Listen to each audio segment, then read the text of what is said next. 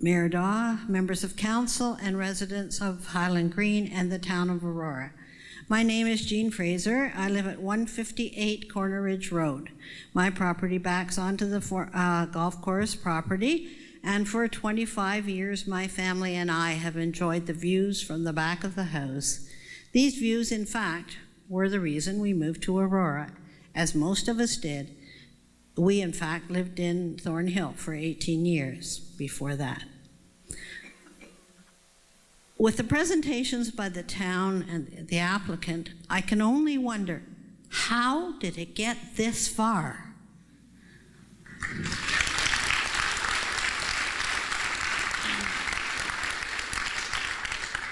One look at the town of Aurora's official plan, and with the vision statement on page 3, I think it is, will direct your thinking right back to the beginning. There are 12 fundamental principles to the vision. Each of these principles addresses one aspect of the dream for our town and the guidelines by which our town council is obliged to rely when allowing future development. 5 fundamental principles out of the 12 are related closely to the development proposed by Geranium Homes and support the position of the homeowners that this development should not be allowed to proceed. I will briefly deal with each of these 5. Sometimes the title of the bullet is enough to indicate the intent of the vision. Building a greener community. Fundamental principle 3. The choice before council is this: do we wish to build or retain a greener community, or do we allow the destruction of a green community? I quote from the plan: the policies of this plan recognize that sustainability must be applied to all aspects of the built and natural environment. Principle 5, providing appropriate community facilities. Community facilities don't all mean just arenas and swimming pools. What better opportunity does the town of Aurora have, and will ever have, than to purchase this golf course property and create a Yonge Street to Bathurst natural green space for all residents for the purpose of recreation, walking, cycling, running, cross-country skiing, tobogganing, skating, etc.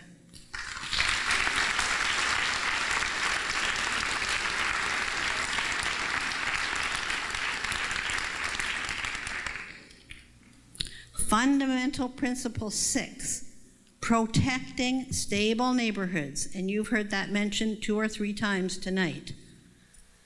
And that is bullet 6 of our vision statement.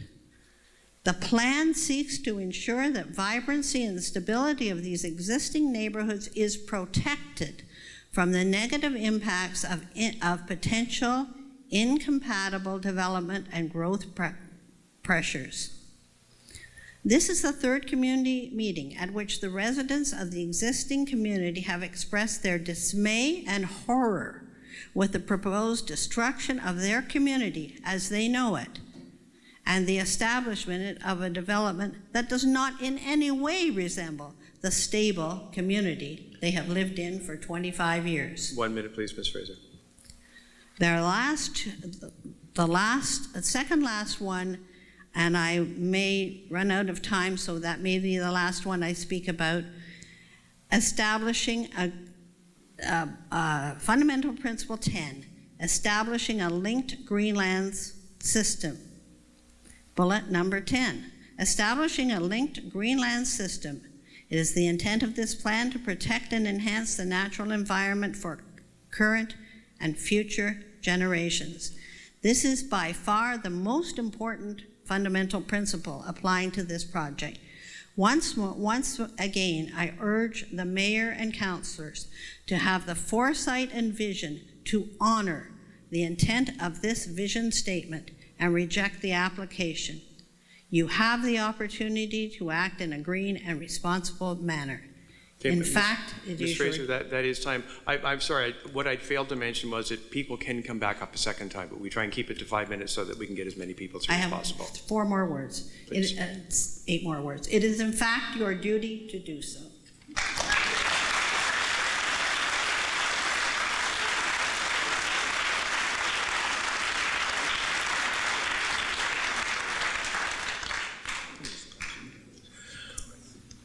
My name is Lorraine Cohens, and when they signed me up, my name is spelled C-O-E-N-S. So just so you get it right for the record, and I live at 74 Fairway Drive in Aurora.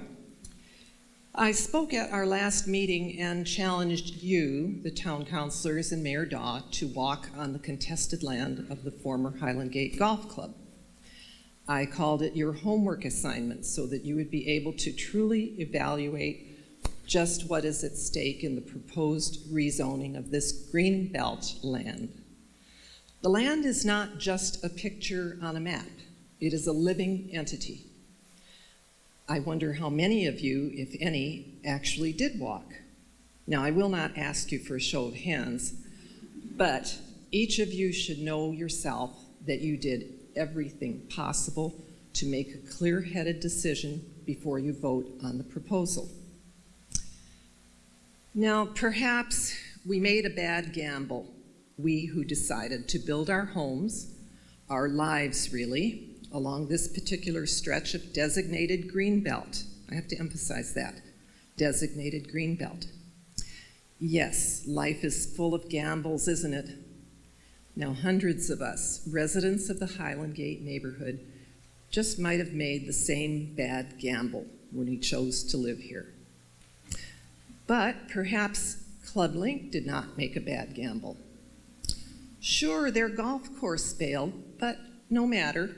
Just have the land rezoned and developed, and the losses will be recouped, and then some. Simple solution.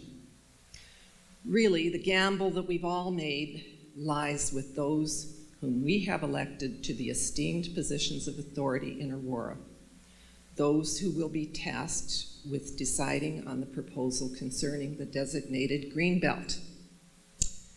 Now, we Canadians are so quick to point our fingers at and censure other countries that deforest their lands and otherwise desecrate the environment. All too often, Mother Nature does not have a spokesperson until it's too late. And I just want to ask this one question. Is Aurora a good place to start making a stand for the environment? Thank you.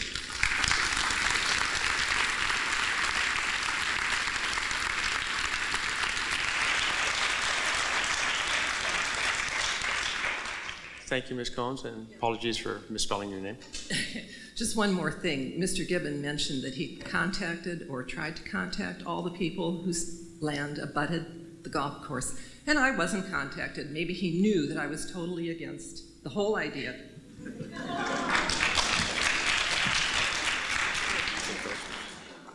Janet Marsh. Hello. Hi. Mayor Daw, town councilors, and Town of Aurora staff.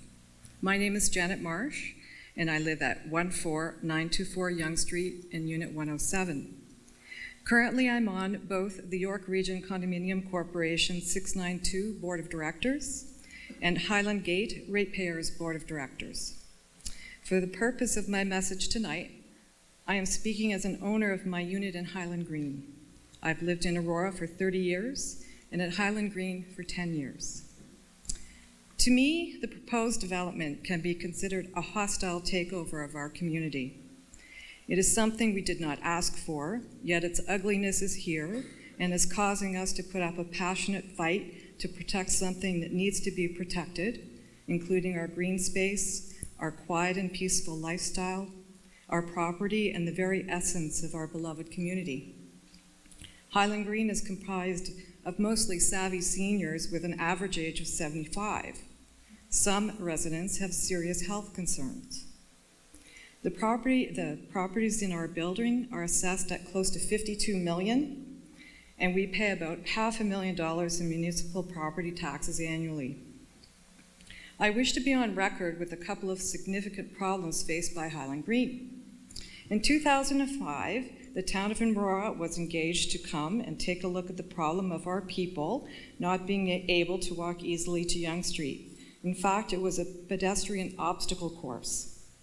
Town investigations were undertaken, and we were told that there was nothing that could be done because of the traffic sightline on Golf Links Road.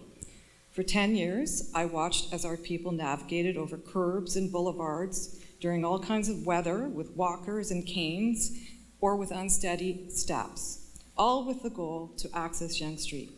As you are aware, a sidewalk on the north side of Golf Links has recently been constructed. However, I ask you to consider that this was a long-term problem, one which was identified to the town and which missed resolution along the way at every opportunity under miscellaneous applications made for Golf Links. The town did not bring closure to the matter until 10 years later. In light of this experience, if all or part of this proposed development application receives approval, how will the town resolve problems quickly for the safety of the overall community? Well, still on the sidewalk note, Highland Green was not sufficiently made aware of the timing for construction and the overall coordination. One Friday, a few weeks ago, we found our emergency route driveway closed off with a significant excavation left at the Golf Links Road driveway entrance. This matter, once again, put our residents at risk and caused tremendous stress for both me and our property manager. To add insult to injury, the Tim Hortons driveway was functioning first before our emergency route went back into service. If this development application receives approval to proceed, how will the town ensure that construction is coordinated so that critical emergency services will not be impacted for the entire of the community? From past and recent events, it appears that Highland Green is not on the town's radar at all for consideration of our needs, given the significant municipal tax contribution that annually comes your way. This proposal, if approved, will take years to complete. How will the town protect the vulnerable sector communities of both Highland Green and Sunrise Aurora? Now, I do have another statement here. I will put my name back in to read it later. But bottom line is, I respectively request that this proposal development application not be approved in its current state. Thank you.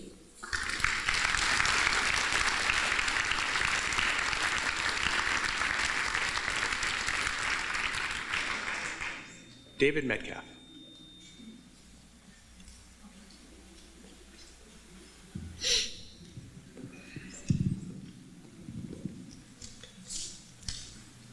Mr. Mayor, councilors, fellow residents of Aurora. My name is Dave Metcalf. I live at 45 Marsh Harbor.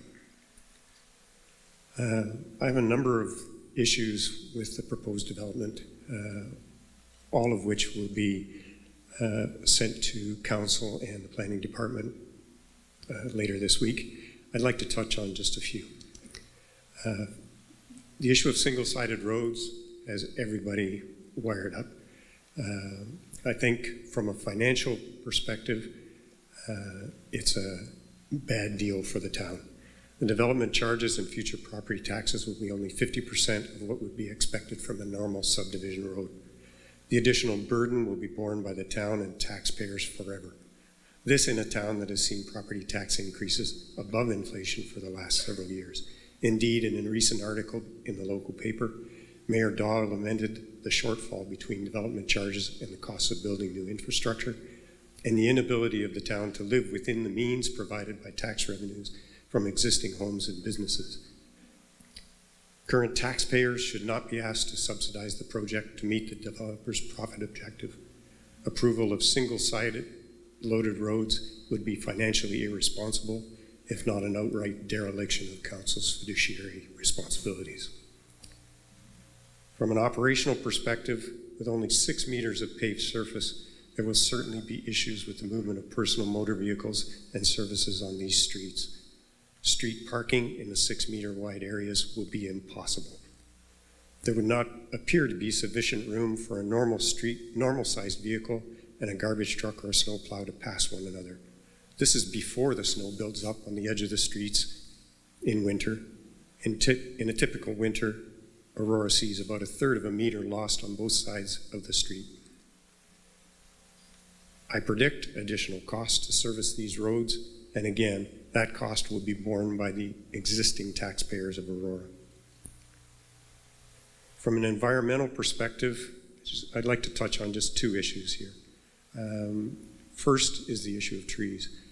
The removal by the developer's count of more than 800 trees is a travesty. This count does not address the numerous shrubs, bushes, and saplings scheduled for removal.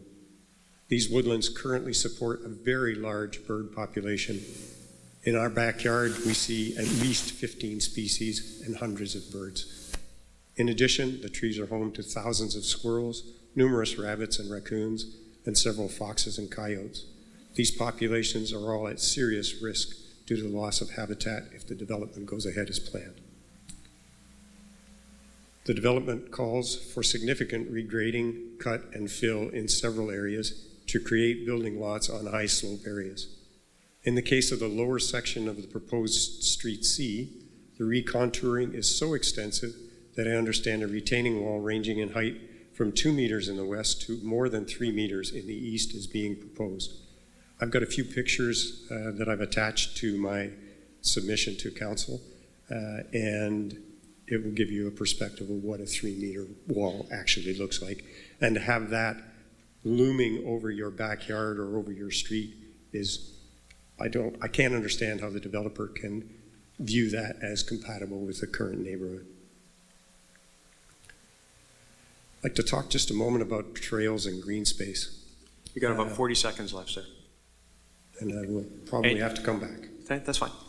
On the trails and green space, at the moment, absent any development, the subject lands provide an almost continuous 5-kilometer loop of off-road trails and paths from Yonge Street to Bathurst and back.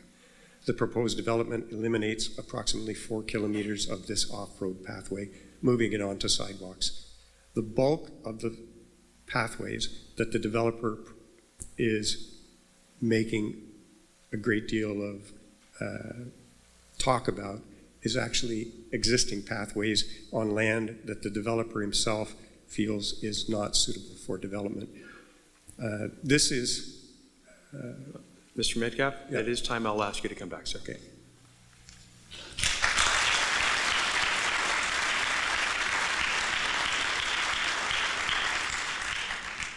Peter Levers.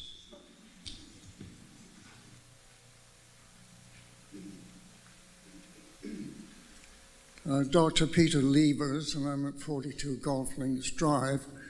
Mr. Mayor and members of the council, Geranium Homes have proposed that they build a tennis court on the sloping land behind us.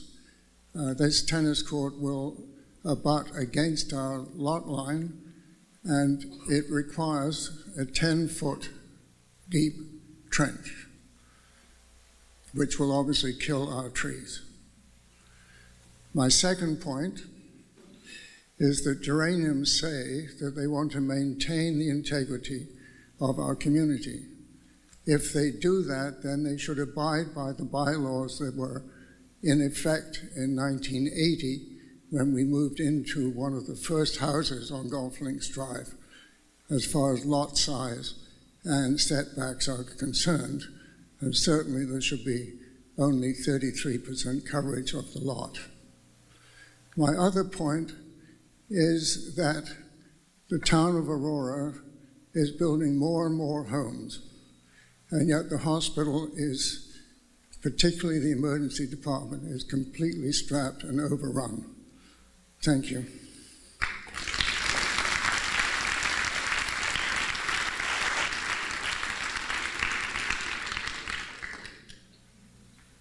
Thank you, Dr. Levers. Dave Newton, please.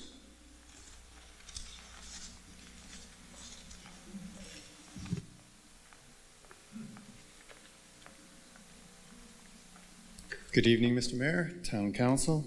My name is Dave Newton. I live at 37 Marsh Harbor, and I'm president of the Highland Gate Ratepayers Association. I thought it might have been going a little sooner, so basically everything I'm going to say has already been said, so I'm going to cut it down a little bit. On June 24th, I spoke to you on behalf of our membership, which has grown to 589 individuals, none of whom, as you can hear from this evening, are in favor of the developer's plan in its present form. In that speech, I outlined many of the reasons why the homeowners in the Highland Gate community are opposed to the drastic and unnecessary changes being proposed by Highland Gate Development. There's no need to recap that speech now. It's obviously been said, and it would be redundant. But moreover, nothing has really changed since then in terms of the proposal. The proposal, or rather the proposed development, still does not meet the town's official plan or fall within the promenade plan guidelines, nor the stable community plans. The added population from the proposed development is not necessary for Aurora to meet any mandated provincial growth targets. The proposal is still essentially a one-sided plan that benefits the developer only, but not the established community that will be negatively and permanently affected. Over the past few months, since our last PPM in June, the board of the Highland Gate Ratepayers Association has met with councillors and town planning staff. We have continued to analyze and review the mountains, and I mean mountains, as you all know, of documents, files, reports submitted by the developer in support of the application. In fact, the data continues to mount. As the Lake Simcoe Regional Conservation Authority released its findings only a few days ago, peer reviews are just coming in now. And the town's planning department has not yet finished their analysis or issued any recommendations. We are aware that the town and the developer are waiting for the RPA's responses to all of this technical, legislative, and administrative data, but until the input is substantially complete, our responses may be ill-informed. As an example, the developer hired the Beacon Group to do an environmental study of the proposed site, and although very comprehensive, the Beacon report really says nothing about loss of infiltration and the impact of that on the watercourse seepage. This may impact groundwater levels, for example, which in turn could affect weeper sump pumps, because many of the homes are to be constructed at low levels. Without having a peer reviewer or other expert walk the course to compare the Beacon report to reality, it's hard to comment on their findings. This environmental example is merely one point raised in a vast myriad of important points to consider. The Highland Gate Ratepayers Association is looking forward to a meaningful dialogue with the developer as this application process continues. And I believe within the next couple of weeks, by mid-October perhaps, we'll be in a better position to discuss some of the many technical issues of this plan. In the meantime, there is nothing stopping the applicant from proposing an alternative plan that does not conflict with the town's official plan, does not conflict with the promenade plan, does not conflict with the stable neighborhoods designation, one that complements the current community as a whole and respects the current zoning of open spaces. As with any business negotiation or even a house purchase, the opening position is rarely the final one. We regard this current application as we did in June, and we're sending it back. The next statutory planning meeting is scheduled for October 28th. Plenty of time to make some progress if we, the RPA, the developer, and the town can work together to find an acceptable win for all three parties. And as I said, that should be in a position within the next few weeks. Thank you.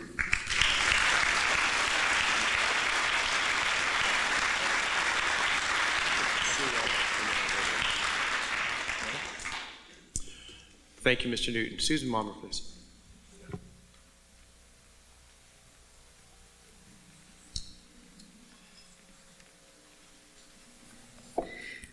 Thank you. My name is Susan Wolmer. I live at 14 Marsh Harbor, and I'd like to make a few comments. Dave said most of them already, but I'm going to reiterate a few of them. One of them, in my experience working with the town previously on a development application in the south end, and one that did go to OMB, was that we are stronger together. And we want to work with the town, we want to work with the residents, and we want to uphold our town policies that are in place for a reason. For 25 years, myself and many other residents here worked on the South plan, worked on the official plan there, worked on the 2C plan, worked on the Promenade plan. Lots of hours, lots of time for residents to come out, lots of time for council to consider, and policies were set. those are policies that the town and we should be following. So I, again, just want to reiterate that. I understand that at the meeting, the last public planning meeting, when you were considering 497 Wellington, that you did consider those plans and did uphold them, and I want to congratulate you on that, and thank you for doing that. I think all developments in the town should also have that same respect, and that we should also be upholding our policies, including this one.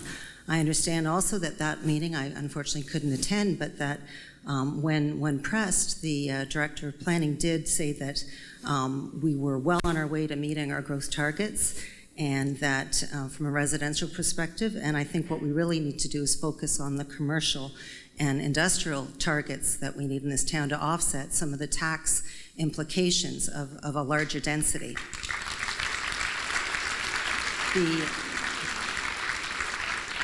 The statement that a number of people have made, and also were on the answers to the questions from June 24th, indicated that development charges pay for development.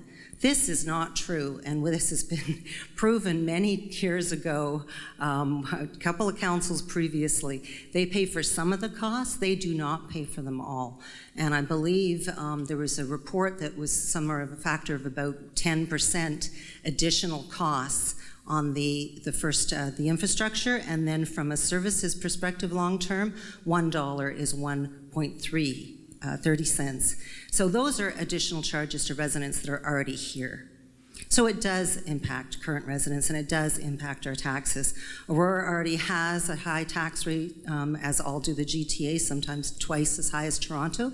And I think we need to keep that in line and realize that all of these new developments that come into town do cost us more.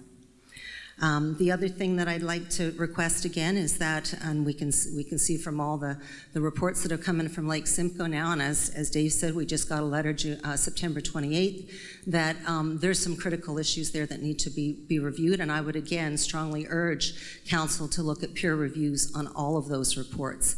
I happen to be one of the residents that has had water woes this year, and my street, Marsh Harbor, was named that for a reason.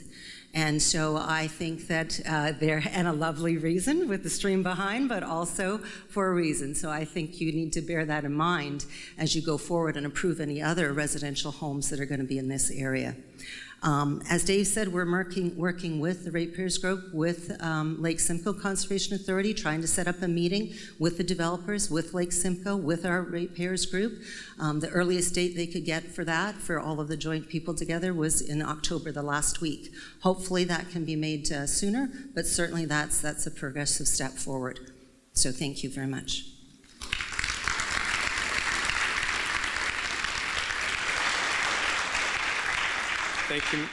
Thank you, Ms. Walmer. Ms. Marsh, just a sec. I'm just going to ask if there's any other first-time speakers. We have a couple of people who would like to come up again. Are there any other speakers for the first time? Ms. Marsh, just before I ask you to come up, I'm going to ask our town solicitor, Mr. Marr, to clarify something that was stated earlier. Thank you. Through you, Mr. Mayor, to council. The applicant had earlier circulated some slides with regards to town region agency comments. On that page, it was noted that legal services had provided an opinion with regards to 1-foot reserves, and council will recall that opinion came forward in January of this year at the early request of council to provide some information about 1-foot reserves. On that basis, I take no issue. However, on the slide, it noted that legal services has no objection. That's not correct.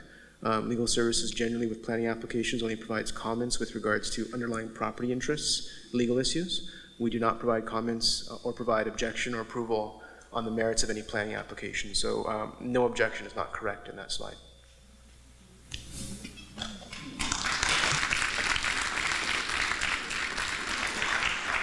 Thank you very much, Mr. Marr. I appreciate that clarification.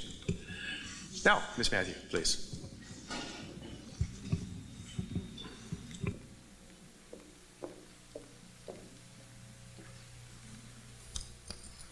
Okay, so to continue, Janet Marsh, and I live at 14924 Yonge Street in Unit 707. This proposed Highland Gate development with the infill of golf course lands will be precedent-setting for Aurora and for all of the surrounding municipalities.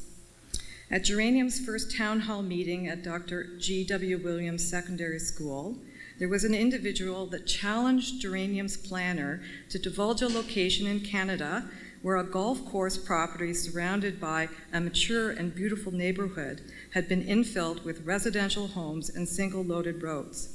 To my knowledge, there has been no response to this question.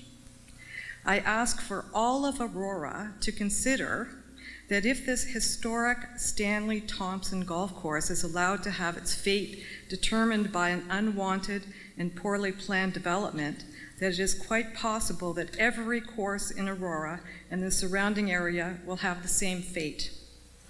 We have heard a lot about the 1-foot reserves that were put in place to protect the golf course from future development. The great thinkers from years ago were trying to do their due diligence to protect the property for the future. This council needs to uphold the intent of the 1-foot reserves put in place and left there by your predecessors. This council needs to carefully use the 1-foot reserves to protect Aurora and our neighborhood from this poorly planned development. My question is it the intention of the town of Aurora to allow infill development of all the golf courses in Aurora? Thank you very much.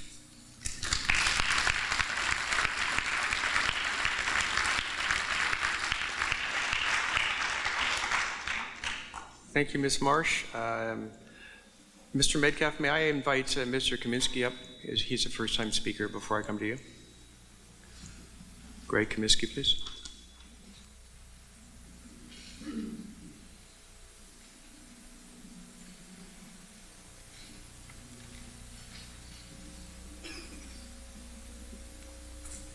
Good evening.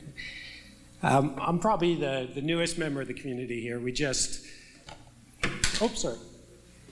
My name's Greg Kaminsky, and the address is 88 Kennedy Street West.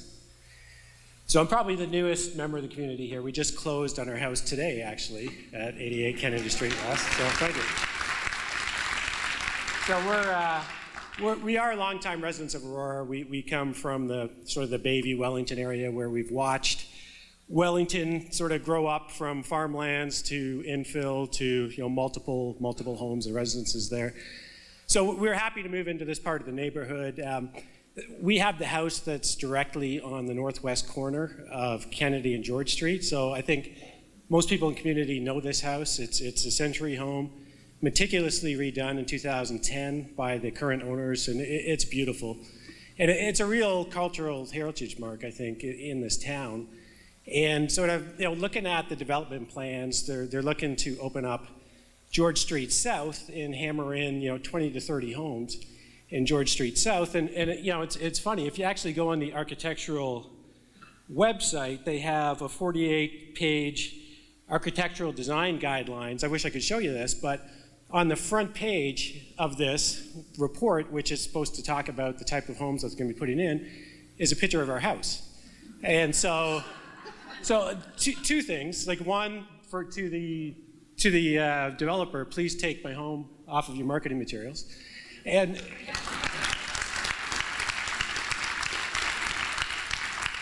and the second thing, what they're proposing obviously does not fit with this neighborhood. Kennedy Street is a gem. You talk to anybody, you talk to somebody in Newmarket, talk to somebody in Toronto, if they know Aurora, they say, oh yeah, Kennedy Street West, how beautiful it is. So these are half-acre lots. These are $2 to $3 million homes.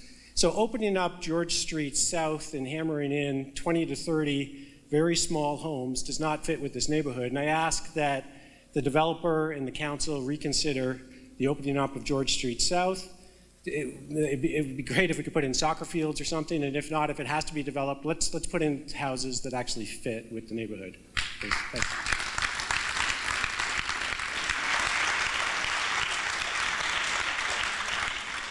Thank you, Mr. Kaminsky. David Metcalf, please. Mr. Metcalf.